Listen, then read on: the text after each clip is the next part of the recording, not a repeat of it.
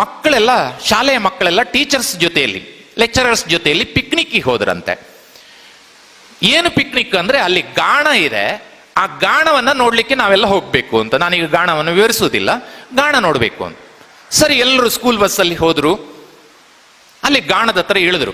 ಆ ಗಾಣ ಹೇಗಿರ್ತದೆ ಅಂದ್ರೆ ಮಧ್ಯದಲ್ಲಿ ಮೆಷಿನ್ ಇರ್ತದೆ, ಸುತ್ತ ಎತ್ತು ಅಥವಾ ಕೋಣಗಳು ಅದನ್ನ ಹಿಡ್ಕೊಂಡು ತಿರುಗ್ತಾ ಇರ್ತವೆ, ಹೀಗೆ ತಿರುಗುವುದು ಅಷ್ಟೇ.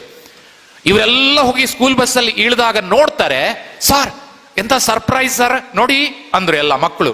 ಎಲ್ಲ ನೋಡ್ತಾರೆ, ಟೀಚರ್ ಏನು ಕೋಣಗಳು ಹೋಗ್ತಾ ಇವೆ ಹೀಗೆ, ಆದ್ರೆ ಹಿಂದ್ಗಡೆ ಹೊಡೆಯೋರು ಯಾರಿಲ್ಲ, ಅವುಗಳು ಹೋಗ್ತಲವೆ ಗಾಣದಲ್ಲಿ ತಿರುಗುದು. ಎಂತ ಸರ್ಪ್ರೈಸ್ ಸರ್, ಯಾರೂ ಹೊಡೆಯೋರಿಲ್ಲ, ಎಲ್ಲ ಹೋಗ್ತಾ ಇವೆ ಅಂತ. ಹೌದಲ್ಲ, ಟೀಚರ್ಸಿಗೂ ಆಶ್ಚರ್ಯ. ಆಚೆ ಈಚೆ ನೋಡಿದ್ರು, ಯಾರು ಇದ್ದಾರಾ ಅಂತ ನೋಡಿದ್ರೆ ದೂರದಲ್ಲಿ ಒಬ್ಬ ರೈತ ಗದ್ದೆ ಕೆಲಸ ಮಾಡ್ತಾ ಇದ್ದಾನೆ, ಅದಕ್ಕೆ ಸಂಬಂಧಪಟ್ಟವ. ಎಲ್ಲರೂ ಗುಂಪಾಗಿ ಅಲ್ಲಿಗೆ ಹೋದ್ರು. ಯಜಮಾನ್ರೆ ನಮಸ್ತೆ ಎಂದ್ರು. ನಮಸ್ತೆ, ಏನ್ ಮಾಡ್ತಾ ಇದ್ದೀರಾ? ಗದ್ದೆ ಕೆಲಸ ಮಾಡ್ತಾ ಇದ್ದೇನೆ. ಮತ್ತೆ ಅಲ್ಲಿ ಗಾಣದಲ್ಲಿ ಅಲ್ಲಿ ಯಾರು ಬೇಕು ಅಂತಿಲ್ಲ. ಯಾಕೆ? ಅವುಗಳಿಗೆ ಹೋಗ್ತವೆ, ಅಭ್ಯಾಸ ಆಗಿದೆ ಅಂತ. ಹೌದಾ, ಒಂದು ವೇಳೆ ನಿಂತ್ರೆ ಕೇಳಿದ್ರು. ನಿಂತ್ರೆ ನಂಗೆ ಗೊತ್ತಾಗುತ್ತೆ. ಹೇಗೆ ಗೊತ್ತಾಗುತ್ತೆ? ಅಲ್ಲಿ ನೋಡಿ ಅಂತೆ, ಅವುಗಳ ಕುತ್ತಿಗೆಗೆ ಒಂದು ಸರಪಳಿ ಹಾಕಿದ್ದೇನೆ, ಒಂದು ಗಂಟೆ ಕಟ್ಟಿದ್ದೇನೆ, ಅದು ಕಿಣಿ ಕಿಣಿ ಕಿಣಿ ಕಿಣಿ ಅಂತ ಶಬ್ದ ಆಗುತ್ತೆ, ನಂಗೆ ಗೊತ್ತಾಗುತ್ತೆ. ನಿಂತ್ರೆ ಕಿಣಿ ಕಿಣಿ ಶಬ್ದ ನಿಲ್ತದೆ. ಅವಾಗ ಎಂತ ಮಾಡ್ತೀರಿ? ಅವಾಗ ಇಲ್ಲಿಂದಲೇ ಜೋರಾಗಿ ಹೇ ಹೇ ಹೇಳ್ತೇನೆ, ಅವುಗಳು ಮುಂದಕ್ಕೆ ಹೋಗ್ತವೆ. ಇಷ್ಟು ನಾರ್ಮಲ್ ಕತೆ. ಆಗ ಕ್ಲಾಸ್ನಲ್ಲಿ ಫಸ್ಟ್ ಇರುವ ಟಾಪ್ ಸ್ಕೋರರ್ ಹುಡುಗ ಒಂದು ಪ್ರಶ್ನೆ ಕೇಳ್ತಾನೆ. ಯಾಕಂದ್ರೆ ಬೇರೆಯವರಿಗೆ ಈ ತರದ ಪ್ರಶ್ನೆ ಹೊಳಿಲಿಕ್ಕೆ ಸಾಧ್ಯವೇ ಇಲ್ಲ. ಒಂದು ಪ್ರಶ್ನೆ ಕೇಳ್ತಾನೆ. ಏನ್ ಪ್ರಶ್ನೆ ಅಂದ್ರೆ, ಹೌದಾ, ಆದ್ರೆ ನಿಮ್ಮ ಕೋಣಗಳು ಒಂದ್ ವೇಳೆ ನಿಂತ್ಕೊಂಡಲ್ಲೇ ಹೀಗ್ ಮಾಡಿದ್ರೆ ಏನ್ ಮಾಡ್ತೀರಾ ಕೇಳಿದ. ಕೇಳಿದ್ಯಾರು? Top scorer. ನಿಂತ್ಕೊಂಡಲ್ಲೇ ಹೀಗ್ ಮಾಡಿದ್ರೆ ಏನ್ ಮಾಡ್ತೀರಾ ಅಂತ. ತಕ್ಷಣ ರೈತ ಕೊಟ್ಟ ಉತ್ತರ ಅದ್ಭುತವಾದದ್ದು ಅಂತ ಹೇಳ್ತೇನೆ ನಾನು. ರೈತ ಹೇಳ್ತಾನೆ, ಹೌದು ಪುಟ, ಹಾಗೂ ಮಾಡಬಹುದು, ಆದ್ರೆ ನಾನು ನಮ್ಮ ಕೋಣಗಳನ್ನ ಕಾಲೇಜಿಗೆ ಕಳಿಸ್ಲಿಲ್ಲಲ್ಲ ಅಂದ.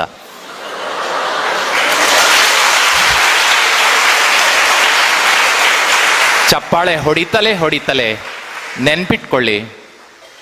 ಹಾಗಾದ್ರೆ ನಾವು ಅದೇ ಸಾಲಿನಲ್ಲಿದ್ದೇವಾ? ಕಾಲೇಜಿಗೆ ಬಂದ ಮೇಲೆ ಈ ತರದ ಕ್ರಿಮಿನಲ್ ಐಡಿಯಾಗಳನ್ನ ಇಟ್ಕೊಂಡು ಬದುಕೋರಾಗ್ಬಿಟ್ಟಿದ್ದೇವಾ? ಅದು ಶಿಕ್ಷಣನ? ಯೋಚನೆ ಮಾಡ್ಬೇಕಲ್ಲ ಮಕ್ಕಳೇ. ಇದು ಕಥೆ, ಚಪ್ಪಾಳೆ ಹೊಡೆದ್ರಿ ತಪ್ಪಿಲ್ಲ, ಆದ್ರೆ ಸ್ವಲ್ಪ ಗಂಭೀರವಾಗಿ ಈಚೆ ಬಂದು ಯೋಚನೆ ಮಾಡೋಣ. ಇವತ್ತು ನಮ್ಮ ದೇಶದ ಉದ್ದಗಲದಲ್ಲಿ ಕಾಡುತ್ತಿರುವ ನಕ್ಸಲಿಸಂ ಅನ್ನ ಒಂದ್ಸಲ ನೆನಪು ಮಾಡಿಕೊಳ್ಳಿ. ನಕ್ಸಲೀಯರಾಗಿ ಇವತ್ತು ಕಾಡುಗಳಲ್ಲಿ ಓಡಾಡಿಕೊಂಡು ಇಡೀ ವ್ಯವಸ್ಥೆಗೆ ತೊಂದರೆ ಕೊಡ್ತಾ ಇರ್ತಕ್ಕಂಥ ಅವ್ರು ಯಾರೂ ಕೂಡ ಅನ್ಎಜುಕೇಟೆಡ್ ಅಲ್ಲ, ಫುಲ್ಲಿ ಎಜುಕೇಟೆಡ್, ಯೂನಿವರ್ಸಿಟಿಗಳಿಂದ ಹೊರಗೆ ಬಂದಿರತಕ್ಕಂಥವ್ರು. ಇದು ಶಿಕ್ಷಣನ? ಇದು ಪರಿಪೂರ್ಣ ಶಿಕ್ಷಣನ? ಅವರಿಗೆ ಕಾಡುಗಳಲ್ಲಿ ಹೀಗೆ ಓಡಾಡಬಾರ್ದು, ವ್ಯವಸ್ಥೆಗೆ ವಿರುದ್ಧವಾಗಿ ಹೋರಾಟ ಮಾಡಬಾರ್ದು, ಏನಿದ್ರೂ ವ್ಯವಸ್ಥೆಯ ಒಳಗೆ ಹೋರಾಡಬೇಕು ಅಂತ ಹೇಳಿಕೊಡದೇ ಇರತಕ್ಕಂಥ ಶಿಕ್ಷಣ ಸೋತಿಲ್ವಾ? ಹಾಗಾದ್ರೆ ಮಾರ್ಕ್ಸ್ ನಕ್ಸಲಿಸಂ ಕಲಿಸ್ತದೆ ಅಲ್ವಾ? ಬೇಡ. ಭಯೋತ್ಪಾದಕರ ಪಟ್ಟಿ ತಕೊಳ್ಳಿ ನೀವು.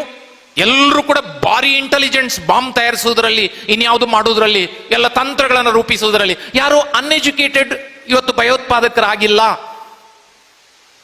ಹಾಗಾದ್ರೆ ನಮ್ಮ ಶಿಕ್ಷಣ ಸೋತಿಲ್ವಾ? ಅವರಿಗೆ ಈ ತರ ಭಯೋತ್ಪಾದನೆ ಮಾಡುವುದು ತಪ್ಪು ಎನ್ನುವ ಶಿಕ್ಷಣವನ್ನ ಕೊಟ್ಟಿಲ್ಲಲ್ಲ, ಹಾಗಾದ್ರೆ ಶಿಕ್ಷಣ ಸೋತಿಲ್ವಾ?